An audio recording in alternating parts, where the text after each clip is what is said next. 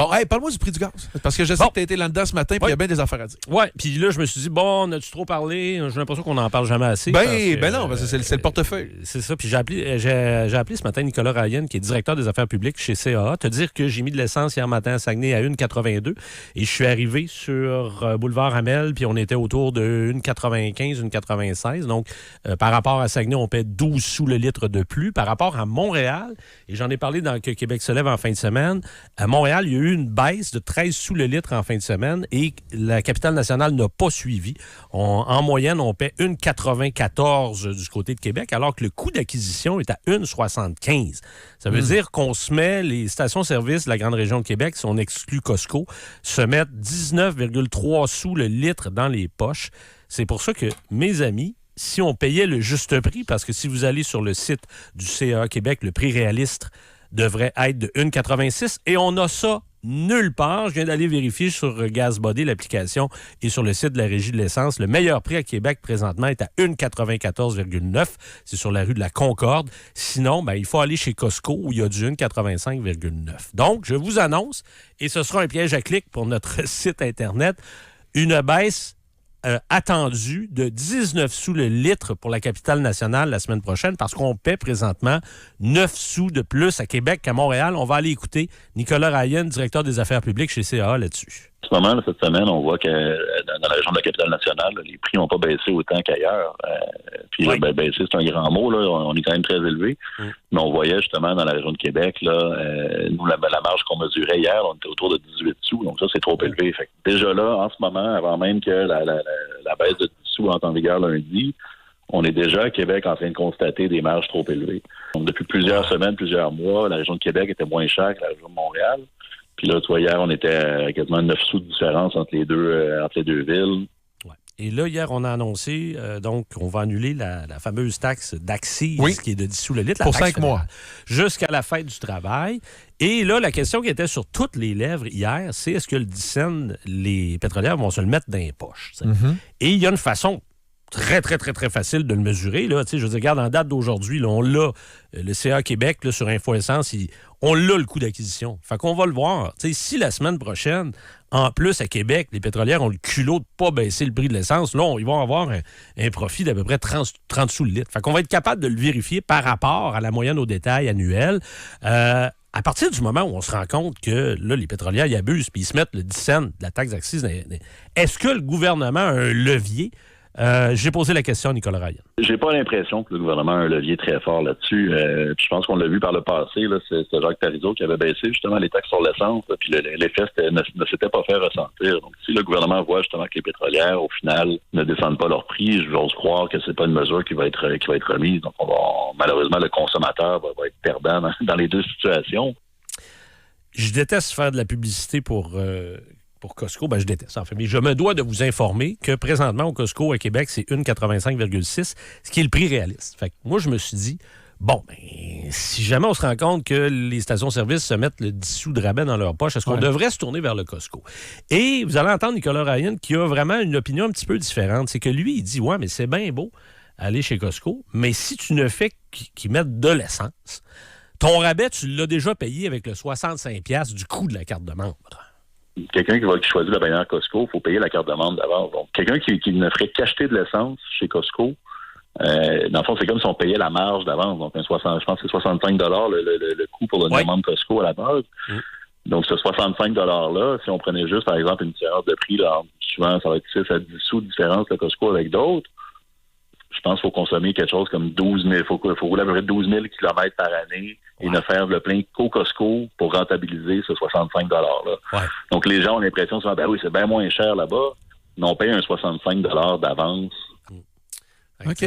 Si, là, mettons, t'as pas une petite famille puis que tu vas au Costco pour les couches parce que c'est moins cher ou si tu y vas juste pour l'essence, ça va être long avant que tu... Puis il faut tout le temps que tu y ailles. Et n'oublie pas une chose, puis c'est un peu comme avec les véhicules électriques, souvent, puis je ne sais pas là, si c'est le cas présentement, mais comme ils sont à peu près 10 sous de moins qu'ailleurs, souvent, il faut que tu fasses la file pendant 15-20 minutes. Là. Ben, parce qu'il y a du monde, c'est ça. Ouais. Mais moi, donc, pour aller tanker chez Costco, tu dois être membre. Ouais. C'est ça. OK. Ouais. Moi, je savais pas ça. Ouais, Ben, faut moi, je peut-être suis pas dans la gang de Costco pantoute. Non, non. Ça coûte 65$ la carte. Si tu y vas juste pour l'essence.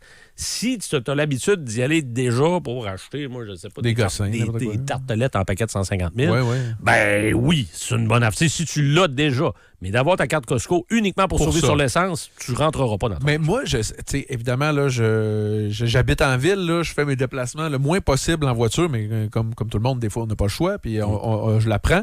Mais tu sais, je commence pas à courir les places pour me tanker. Tu sais, c'est pas un besoin, mais je fais pas énormément de route comme bien des gens font tous les jours. Ouais. Ça, je comprends la réalité de chacun. Toi, es-tu du genre à courir, tu vas faire plus de route pour aller à quelque part que c'est moins cher? Oui. Puis quand j'ai commencé à faire... moi, je suis ça au quotidien depuis au moins 5 ans. Puis quand j'ai commencé à faire ça au Saguenay, je faisais rire de moi. Puis le monde disait, mais oui, on va faire un détour pour 10 cents le litre. Mais au Saguenay, puis à Québec aussi, les gens qui travaillent à la construction, je veux dire, dans une camionnette, ils rentrent 100 litres. Ben 10 cents de moins. Là. Comme là, un matin, si vous allez chez Costco dans la région de Québec, c'est sûr c'est 10 cents de moins. Ouais. Ben c'est 10$. Mais ça, c'est 10$. Puis si tu roules beaucoup comme moi, 10$ par semaine dans ton année, c'est 500$. Alors, oui, des fois, il y a des gens qui me disent, mais oui, mais pourquoi on s'en sac du prix de la... En 2026, on s'en sac pas. Ça coûte plus cher partout. À l'épicerie. Ouais. C'est, je veux dire, avec l'inflation... les moindres économies... Bon. Tu sais, je veux dire, 10$ par semaine, 40$ par mois, 500$ dans ton année, ben, ça paye ton déneigeur. Moi, oui, je fais le détour. Il y en a qui trouvent ça ridicule, mais si vous avez de l'argent à gaspiller, ben, c'est correct. allez-y. Là. Si tu veux le faire, puis en plus, les outils pour justement savoir comment ça se passe un peu partout maintenant sont rendus tellement nombreux. Là, tu vois, il y a plein de monde qui nous écrivent au 25226 à savoir c'est où, tu sais, je veux dire, c'est où les endroits les moins chers. 1,99 du côté de Trois-Rivières ce matin. Même chose du côté de Val-Bélair. Le moins cher qu'on a, évidemment, vous ne montrez pas le matin, c'est au nord de Toronto, à Orangeville. C'est 1,69 là-bas. Ouais, on a du 1,87 à Sainte-Marie. Du côté du Saguenay, ça ressemble à 1,79 et 1,84 dans ce coin-là. Fait que, ouais, non, donc on attend cette baisse-là du côté de Québec là, au cours des prochains jours. Un autre truc, moi j'ai la carte triangle là, de Canadian Tire qui te donne 5 sous à toutes les fois là, que c'est 5 sous le litre de ristourne. Ouais. Fait que tu fais un plein exemple, là, je sais pas, de 50 litres, ben, ça va être 2,50. Puis à un moment donné, ben, ça paye ton changement. Éventuellement, ça donne de quoi. Faut se trouver des trucs. Mais ce que l'on doit retenir suite à ma conversation avec Nicolas Ryan, c'est qu'à Québec, présentement, on devrait s'attendre à une baisse de 19 sous le litre. Donc, on passerait à 1,75 avec la nouvelle mesure du fédéral. Puis moi, je vais surveiller ça tous les jours parce que présentement, on paie déjà 9 sous le litre. Puis tu sais, je ne veux pas parler de cartel, mais quand tu te rends compte que la bannière la moins chère est à 1,80, que toutes les bannières sont trop chères, sont 19 sous. Je vous le dis, à toutes les fois que vous mettez un litre, ils prennent 19 sous le litre, alors qu'ailleurs au Québec, c'est maximum 10 sous. Saguenay, Montréal, c'est pas normal, là. C'est pas normal que l'essence soit plus chère qu'à Montréal, surtout que sur l'île de Montréal, il y a une surtaxe de 5 sous le litre. Alors, qu'est-ce qui se passe à Québec? La question est posée, puis ça fait au moins une semaine que ça dure. Puis autre chose que tu remarqueras, quand il y a un conflit au Moyen-Orient, dans la grande région de Québec, le prix de l'essence bondit de 10-15 sous le litre en dedans de 48 heures. Là, le coût d'acquisition a baissé depuis une semaine et on n'a toujours pas vu de baisse. Fait que c'est ascenseur en montant puis escalier en redescendant. On a hâte, justement, on a hâte de débouler cet escalier-là quasiment, pour que ça redescende un peu. Puis c'est ça, je me posais la question. Je sais qu'il y en a énormément qui nous écoutent. D'ailleurs, ce matin encore, je n'ai pris un. Les chauffeurs de taxi. Ouais. Vous avez sûrement vos adresses là, où aller. Là, vous connaissez ça mieux que personne. Pas besoin de carte interactive. Vous autres, vous êtes sur la route. C'est où que vous allez en particulier? Là? Puis je veux pas que je vais vous stouler, je vais envoyer du monde en ondes, parce que, bon, tu le disais, toi tu le faisais, puis il y avait des fils qui se créaient à bien des places. Ouais. Mais d'un autre côté, on a le droit de profiter de certains endroits aussi qui... Puis tu sais, c'est ça l'affaire. GasBuddy, je sais pas comment ça fonctionne. Mais sur la carte interactive qui a été mise en place par le gouvernement, il faut que tu te promènes un peu. Il faut que ça te tente, il faut que tu cliques. Il faut que tu fais pas juste vérifier ceux qui sont proches de chez vous dans ton petit quadrilatère. Si tu veux faire un bon deal, des fois, il faut que tu t'éloignes un peu. Mais encore une fois, est-ce que vous faites ce voyage-là pour sauver quelques cents? Ça dépend de chacun, de votre consommation, du temps que vous passez sur la route également. Régie Essence Québec, là, vous tapez ça dans Google pour avoir... Mais moi, j'aime beaucoup la nouvelle. Certains ont dit pourquoi est-ce qu'on fait une application québécoise alors qu'on a déjà GasBuddy? Le problème, puis je l'ai devant moi, c'est que GasBuddy, là, le prix que je t'ai donné du Petro-Canada sur la rue de la Concorde, pas loin du centre Vidéotron, il est actualisé il y a 17 heures. T'sais, il n'est pas en temps réel. C'est ça. Tandis que la Régie de l'essence oblige les stations-service de mettre à jour leur prix sur le site de la Régie de l'essence. Ils ont 30 minutes pour le faire, sinon ils peuvent avoir une amende. Donc moi, je pense que la nouvelle application du gouvernement du Québec, elle est supérieure à GasBuddy. Parce que je regarde ça, là, on dirait que les gens l'ont délaissé un peu depuis qu'on a une application québécoise. Je te pose la question. Parce que quelqu'un nous dit au 25,226, moi, avec la FADOC, j'ai aussi moins 5 cents par litre. Ah oui? Toi, OK. t'es-tu avec la FADOC? Là? Je veux rien savoir de ça. Mais tu pourrais. Je pourrais. C'est à 50 ans. Toi, Jean, t'es-tu FADOC? Tu savais pas ça, Jean? Non? Ah ouais. Mais je savais pas qu'il y avait là, je me pose la question. Okay. Puis je sais que les personnes âgées de ce monde, du Québec, comme Jean, comme toi, Richard, bientôt, là, pas de suite encore. Je trouve pas que 50 ans, c'est très vieux.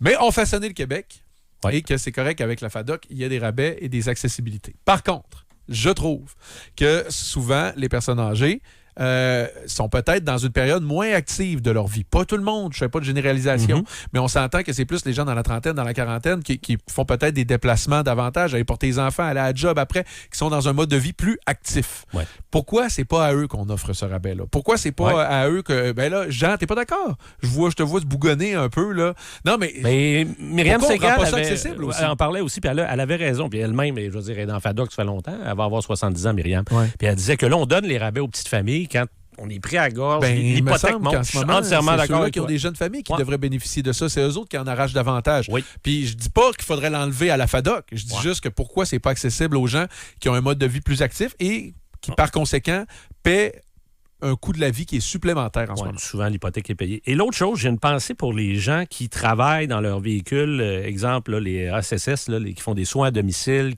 J'espère que votre per diem a été ajusté. Les gens, les représentants pharmaceutiques, vous consommez beaucoup de radio, vous nous écoutez, puis je serais curieux de vous entendre dans la bulle de conversation. Est-ce que votre ristourne sur l'essence, parce que souvent, c'est 38-39 sous du kilomètre, j'espère que ça a été ajusté, parce que là, les gens qui font des soins à domicile avec le prix de l'essence, je voyais aussi du côté des gens qui font du bénévolat. Les autres, je dis, c'est du bénévolat. Là. Fait que, ils sont souvent sur la route. Ils ont une augmentation peut-être de, je sais pas, 50-60$ par mois. Ouais. Moi, je pense que les gouvernements, parce que là, les gens nous disent, on espère que Mme Fréchette va abolir la taxe carbone. Ça nous donnerait un autre, peut-être 10 sous le litre de rabais.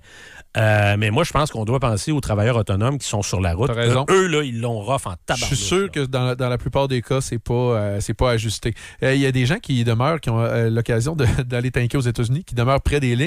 1,45 Canadiens. Cette personne-là qui demeure à Mégantic nous dit, je fais 30 km, je suis rendu l'autre bord, je me tank, je reviens. Ouais. Et on nous dit que malheureusement, quelqu'un travaille pour le CLSC soins à domicile et notre kilométrage n'a zéro été ajusté. J'en étais sûr. Donc, ce qu'on appelle le per diem, ça a l'air que c'est ajusté une fois par année. Ben oui, le coût de la vie augmente, mais les per diem, puis souvent, les salaires ne sont pas revus en fonction de ça. On va essayer d'être de meilleure humeur un peu dans Bouchard en C'est ça. 64,64 du kilomètre qu'ils ont. Merci, Richard.